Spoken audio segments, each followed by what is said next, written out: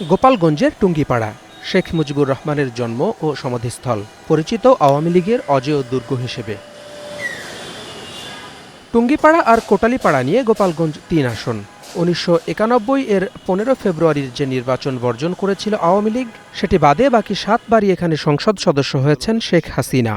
ফলে পরিচিতি পেয়েছে শেখ হাসিনার নির্বাচনী এলাকা নামেও। ৫ আগস্ট দেশ ছেড়ে পালিয়ে যাওয়ার পর প্রশ্ন উঠেছে, এ আসনে এবার এমপি হবেন কে?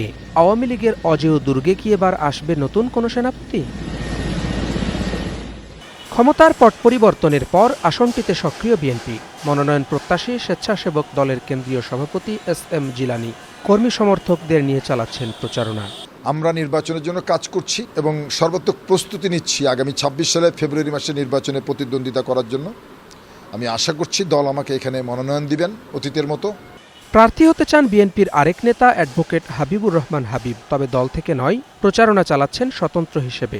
বর্তমান জেলা বিএনপির আহ্বায়ক কমিটির সদস্য তিনি। ব্যক্তিগতভাবে এই এলাকার মানুষ আওয়ামী লীগকে পছন্দ করতেন এবং শেখ হাসিনাকে বারবার নির্বাচিত করেছেন।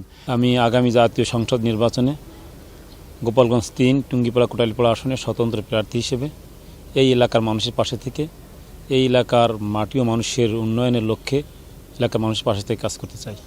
আসনটি দখলে নিতে চায় জামায়াত।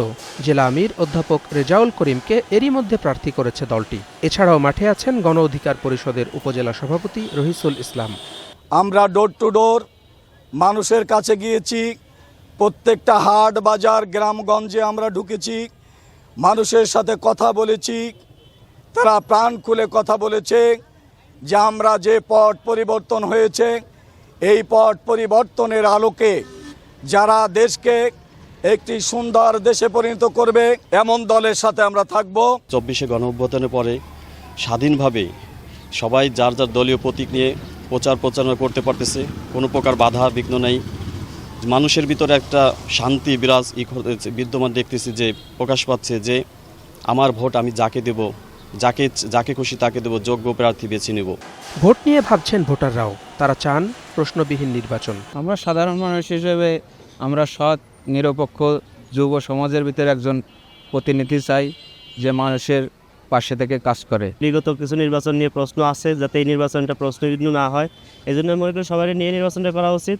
আর যে রায় নির্বাচন করার ব্যাপারে আমি চাই যারা আসলে জনগণের জন্য কাজ করবে তারাই যেন ক্ষমতা আসে এবং তারাই যেন নির্বাচিত হয়। সব প্রশ্নের উত্তর জানা যাবে ভোট শেষে। Hasibur Rahman, star news.